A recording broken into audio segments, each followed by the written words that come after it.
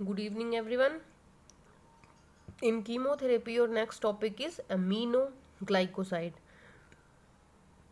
जैसा कि आपको इसके नाम से ही पता चल रहा है, अमीनो मतलब जिसके अंदर अमीन ग्रुप होंगे और ग्लाइकोसाइड जहाँ पे आपकी शुगर की लिंकेज होगी। तो अमीनो एसिड्स के साथ आपके शुगर की लिंकेज होगी तो वो होंगे आपके amino glycosides.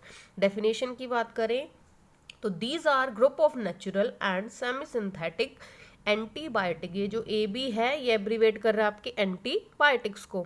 Having polybasic amino groups linked ग्लाइकोसिडिकली। Glycosidic linkage आपकी किसके अंदर होती है, कहाँ पे होती है आपके ग्लाइकोसाइड्स के अंदर, जहां पे आपके वो जहां पे ए ग्लाइकोन पार्ट और ग्लाइकोन पार्ट आपस में एक दूसरे के साथ अटैच होते हैं।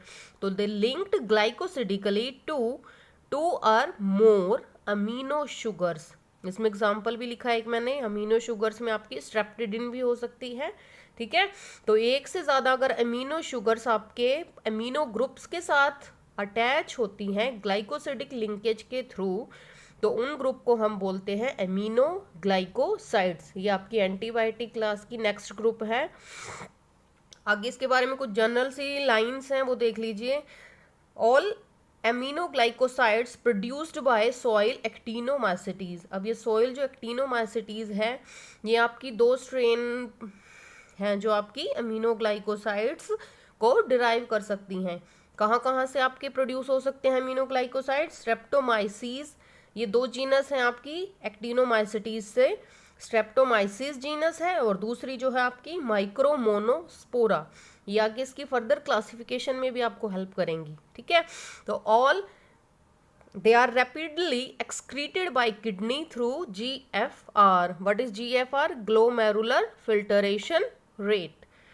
All sulfate salts of aminoglycosides. अब यहाँ पे दो एब्रीवेशन है, देखिए ए बी है आपका एंटीबायोटिक्स के लिए और ए जी है आपका अमीनो ग्लाइकोसाइड्स के लिए। तो जो इसके अमीनो ग्लाइकोसाइड्स हैं आपके वो सल्फेट साल्ट्स की फॉर्म में यूज किए जाते हैं। क्यों किए जाते हैं? क्योंकि आपकी जो अमीनो ग्लाइकोसाइड्स हैं ये ज़्यादा वाटर सोल्यूबल हैं, ये ज़्यादा हाइड्रोफिलिक ड्रग हैं, तो इनको लिपिड लविंग बनाने के लिए, लिपोफिलिक बनाने के लिए इनके सल्फेट साल्ट्स यूज किए जाते हैं।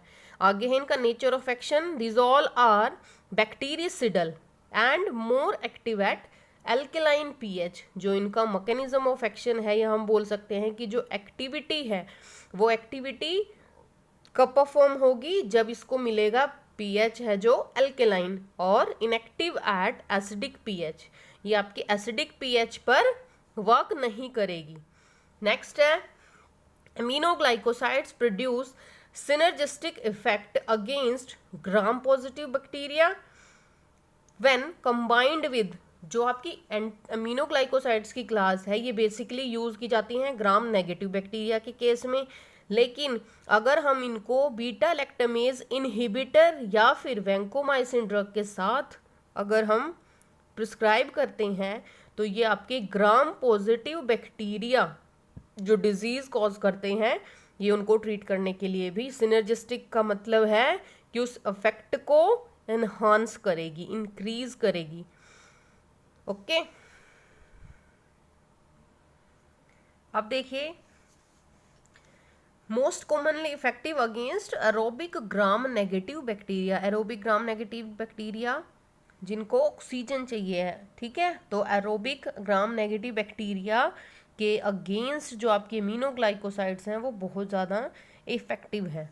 नेक्स्ट इसके लिए लाइन है don't cross BBB, that is blood brain barrier, may cross placenta. ये प्लेसेंटा को क्रॉस कर सकती हैं और ब्लड ब्रेन बैरियर को क्रॉस नहीं कर पाती, तो ये क्या करेंगी आपके जो आपके CNS पार्ट है ये उसको अफेक्ट नहीं कर सकती हैं। ठीक है, तो जो इनके साइड इफेक्ट्स होंगे वो आपके CNS से रिलेटेड नहीं होंगे। दे मे क्रॉस प्लेसेंटा, प्लेसेंटा को क्रॉस कर सकते हैं, तो आप प्रेग्नेंट वुमेन को ये प्रिस्क्राइब नहीं कर सकते। प्लेसेंटा क्रॉस कर सकते हैं तो वहाँ पे टेरेटोजेनिसिटी ये कॉज कर सकते हैं। टेरेटोजेनिसिटी होती है फीटल के अंदर कोई भी डिफॉर्मिटी आना। ठीक है, तो फॉर एग्जांपल इसके अंदर है सपोज हियरिंग लॉस हो जाना, फीट जो आपका बच्चा पैदा होगा, जो इन्फेंट होगा, जो न्यूबॉर्न बेबी होगा, वो क्या होगा, वो आपका बर्थ से ही लॉस ऑफ हियरिंग के साथ बर्थ लेगा। ठीक है, नेक्स्ट देखिए आपके स्ट्रेप्टोमाइसीज, जो आपने ऊपर क्लासिफिकेशन देखी थी कि सोइल एक्टिनोमाइसिटीज से आपके अमीनोग्लाइकोसाइड प्रोड्यूस किए जाते हैं। तो इसमें आपकी दो जीनस थी, स्ट्रेप्टोमाइसिस और माइक्रोमोनोस्पोरा। तो स्ट्रेप्टोमाइसिस के अंदर आपकी जो ड्रग्स हैं, स्ट्रेप्टोमाइसिन, कानामाइसिन, टोब्रामाइसिन, नियोमाइसिन। माइक्रोमोनोस्पोरा के अंडर है आपकी जेंटामाइसिन और जेंटामिसिन, सॉरी मिसिन बोलेंगे हम इनको। जो स्ट्रेप्टोमाइसिस की ड्रग्स हैं उनको बोलते हैं हम माइसिन, वहां पे सफिक्स है आपकी माइसिन, और माइक्रोमोनोस्पोरा के केस में आपकी जो सफिक्स है दैट इज मिसिन। तो इन दोनों के अंदर ये डिफरेंस है, मिसिन MICIN और माइसिन MYCIN।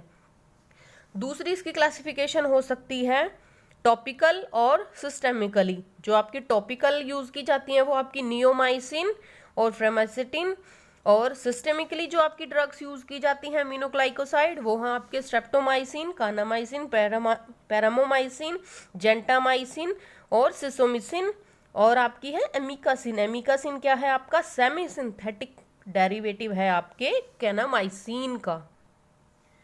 Mechanism of action of aminoglycosides, इनका क्या फंक्शन है, irreversible inhibition of protein synthesis. ये आप लोगों ने अभी पीछे भी पढ़ा था, टेट्रासाइक्लिन के केस में भी था आपका, क्लोरमफेनिकोल का भी सेम मैकेनिज्म ऑफ एक्शन है। क्या करते हैं ये सब के सब, प्रोटीन सिंथेसिस के एक्शन को इनहिबिट करते हैं। जो ट्रांसलेशन का प्रोसेस है उसमें स्टेप्स होते हैं काफ़ी सारे, तो ये किसी भी स्टेप के ऊपर अफेक्ट कर सकते हैं आपके जो डिफरेंट टाइप्स हैं। अब इसमें देखिए इसके अंदर क्या होगा, तो इनको हम बोलते हैं जो आपके अमीनोग्लाइकोसाइड्स हैं, आपने अभी इंट्रोडक्शन पार्ट में भी पढ़ा था कि ये क्या है आपके सब के सब बैक्टीरियसिडल इन नेचर है। सिडल मतलब जो किल करेंगे आपके बैक्टीरियल सेल को। अब इसके अंदर देखिए स्टेप वन के अंदर क्या है, penetrate bacterial cell membrane through aqueous pores. जो इनकी एंट्री का पार्ट है वो है आपका aqueous pores and reach to the periplasmic space. अब ये बैक्टीरियल सेल के अंदर आ चुके हैं आपके अमीनोग्लाइकोसाइड। नेक्स्ट है आपके transported via oxygen dependent active transport. तो 20, और इसके अंदर देखिए 20 times more active at alkaline pH. तो इनको वर्किंग के लिए एल्केलाइन पीएच की ज़रूरत है आपके अमीनोग्लाइकोसाइड्स को, और ये आपके एक्टिव ट्रांसपोर्ट के थ्रू, जो एक्वस्पोर के थ्रू अंदर है वो आपका पैसिव डिफ्यूजन है। ठीक है, कंसंट्रेशन ज़्यादा से कम की तरफ मूव कर रही है, और इसके अंदर क्या है, ऑक्सीजन डिपेंडेंट एक्टिव ट्रांसपोर्ट। तो इसके अंदर क्या होता है, ये आपका कंसंट्रेशन के अगेंस्ट वर्क करता है। ठीक है, कम कंसंट्रेशन से ज़्यादा कंसंट्रेशन मतलब ऑपोजिट वर्क करता है, और इसके अंदर आपकी एनर्जी चाहिए, इसको ATP मॉलिक्यूल चाहिए है इस वर्क को परफॉर्म करने के लिए। नेक्स्ट आपका third step, penetrate into bacteria binds to 30S सब यूनिट। आपके जो राइबोसोम्स होते हैं, आपके जो बैक्टीरिया राइबोसोम है वो काफ़ी सारी सब यूनिट्स के साथ होते हैं, 30S, 70S, 50S। तो इसके अंदर जो आपकी 30S सब यूनिट है, जो नीचे वाला पार्ट है वो क्या होगा आपके बैक्टीरियल राइबोसोम का, वहाँ पे आपकी जो अमीनोग्लाइकोसाइड्स हैं वो जाके वहाँ पे बाइंड करेंगी और प्रोटीन सिंथेसिस को इनहिबिट करेंगी।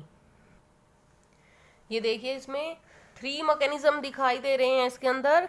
फर्स्ट क्या है आपका, interfering with initiation complex of peptide formation.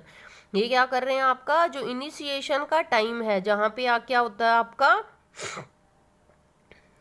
जहाँ पे आपकी पेप्टाइड की फॉर्मेशन हो रही है। ठीक है, जहाँ पे अमीनो एसिड्स क्या करते हैं, आपस में लिंक करते हैं एक दूसरे के साथ पेप्टाइड लिंकेज के थ्रू। तो ये क्या करेंगे, या तो उस स्टेप को रोक सकते हैं। Second, miss reading of messenger RNA codon on template and premature termination of translation of messenger RNA। अब मिस रीडिंग का मतलब क्या है कि आपकी मिस रीडिंग मतलब गलत जो पढ़ा गया। ठीक है, तो जो आपकी मैसेंजर RNA कोडोन लेके आती है उसकी एंटी कोडोन आपकी ट्रांसफर RNA के पास होती हैं, जो आपके जो आपके अमीनो एसिड्स के साथ कंबाइन होके आती है, तो वो क्या करेगी, यहाँ पे जो आपकी एंटी कोडोन है वो क्या करती है, मैसेंजर आरएनए का जो कोडोन है उसमें गलत पढ़ लेती है उस कोडोन को, ठीक है, और क्या करेगी, pre mature termination of translation of messenger RNA. तो वहीं पे जो ट्रांसलेशन का आपका प्रोसेस है, ट्रांसलेशन होता है प्रोटीन सिंथेसिस का जो प्रोसेस है उसको बोलते हैं, तो वो क्या होगा, आपका टर्मिनेट हो जाएगा प्रोटीन सिंथेसिस वहीं से। अब ये देखिए इसमें ब्रैकेट में भी लिखा है addition of incorrect amino acid. एक इनकरेक्ट अमीनो एसिड का एडिशन होगा तो एक डिफरेंट टाइप के प्रोटीन का सिंथेसिस होगा, जो आपका जिस प्रोटीन मॉलिक्यूल ने जो फंक्शन परफॉर्म करना है वो प्रोटीन जब आपका सिंथेसाइज ही नहीं हो पाया तो आपका वो फंक्शन भी परफॉर्म नहीं कर पाएगा। थर्ड हो सकता है by breaking polysomes into non functional monosomes, की उनकी जो फंक्शनिंग यूनिट है उसको ही वो खत्म कर दें। तो एट लास्ट क्या होगा, इनहिबिशन ऑफ प्रोटीन सिंथेसिस और सेल डेथ। तो ये आपका बैक्टीरियासिडल एक्शन परफॉर्म किया है आपके अमीनो ग्लाइकोसाइड्स ने। अमीनो ग्लाइकोसाइड्स के अंदर डोज डिपेंडेंट किलिंग की प्रॉपर्टी होती है। डोज डिपेंडेंट किलिंग से मतलब है कि अगर आप इन डोज इंक्रीज करते जाओगे, ठीक है, तो उसकी पोटेंसी उतनी ही बढ़ती जाएगी और अमीनो ग्लाइकोसाइड उतने ज़्यादा पोटेंट होते जाएंगे और वो आपके पर्सन को, आपके पेशेंट को हार्म कर सकते हैं। आपके एडवर्स इफेक्ट क्या हो सकते हैं अमीनो ग्लाइकोसाइड के साथ, जो मोस्ट इंपॉर्टेंट है, ओटोटॉक्सिसिटी और नेफ्रोटॉक्सिसिटी। ओटो आपका रिलेट करेगा आपके ईयर पार्ट से और नेफ्रो आपका नेफ्रॉन मतलब किडनी में। तो vestibular and auditory dysfunctioning may cause auditory nerve damage, और उससे क्या होगा, आपका ऑडिटरी नर्व डैमेज होगा तो वो क्या होगा, नोजिया, वॉमिटिंग, वर्टिगो की कंडीशन आ सकते हैं। वर्टिगो होता है चक्कर आ जाना। और नेफ्रोटॉक्सिसिटी आपके रिनल टेब्यूल्स क्या होंगे, रीनल टेब्यूल आपके डैमेज हो सकते हैं जिससे आपका जीएफआर रेट डिक्रीज होगा। और एल्ब्यूमिन आपके यूरिन के अंदर आ सकता है जिसको एल्ब्यूमिनोरिया बोलते हैं। और इसके अंदर जो आपकी ड्रग्स हैं जिनके साथ ये नेफ्रोटॉक्सिसिटी हो सकती है, जेंटामाइसिन, नियोमाइसिन और टोब्रामाइसिन, ये इसके यूजेस हैं। टीबी के अंदर यूज कर सकते हैं हम, gram positive bacteria, negative bacteria दोनों के इन्फेक्शन को ट्रीट करने के लिए यूज कर सकते हैं। स्किन म्यूकस मेम्ब्रेन एसोसिएटेड अगर आपकी इन्फेक्शन है उनको हम ट्रीट कर सकते हैं। और गोनोरिया जो आपकी एसटीडी डिजीज है उसके ट्रीटमेंट में भी हम इसको यूज कर सकते हैं आपके अमीनोग्लाइकोसाइड्स को। Thank you so much. इसके अंदर आप कोई भी दो ड्रग आपके बुक्स से जो भी आपके पास अवेलेबल हो उनसे आप प्रिपेयर कर सकते हो।